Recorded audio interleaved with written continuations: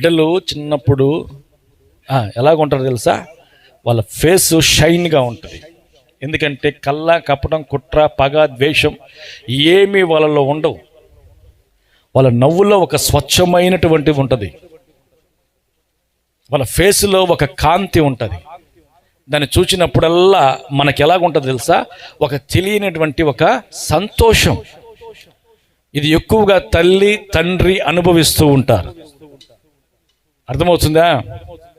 ఇవానమ్మ ముఖం చూసామనుకో, ఒక తెలియని కాంతి.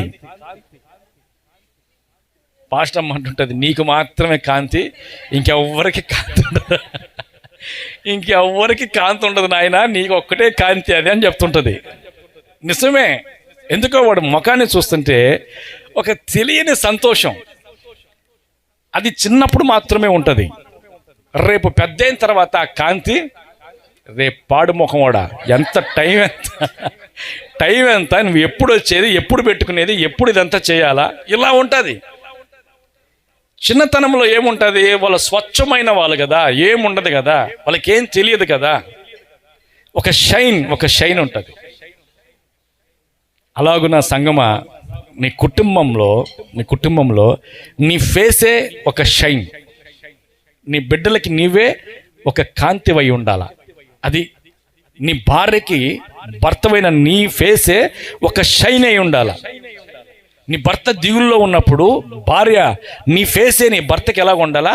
ఒక వెలుగు, ఒక షైన్ అయి ఉండాలా. ఆయన ఏడుస్తుంటే, నువ్వు ఏడుస్తుంటే, నీ బిడ్డలు ఏడుస్తుంటే ఆ ముఖాలలో కాంతి ఏది? ఏదైనా ఒకరిని తిట్టినప్పుడు వాళ్ళ ముఖం నల్లంగా పెట్టుకొని కూర్చొని ఉంటారు. వాళ్ళు చూడండి, వాళ్ళ ముఖం చూడండి ఒకసారి ఎలా ఉంటుందో.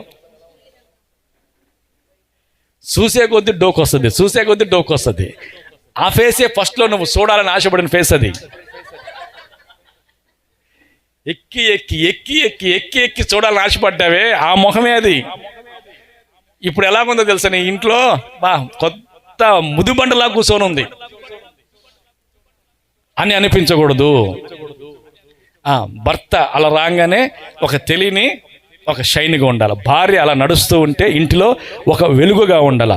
బిడ్డలు ఆడుతూ ఉంటే ఒక వెలుగుగా ఉండాలి. మొత్తానికి నీ కుటుంబము ప్రకాశవంతమైన కాంతిమయమైనటువంటి ఒక వెలుగుగా నీ కుటుంబం ఉండాలంటే ఆ యేసయ్య ముఖ కాంతి నీ కుటుంబంలో ప్రకాశింపచేయునుగాక.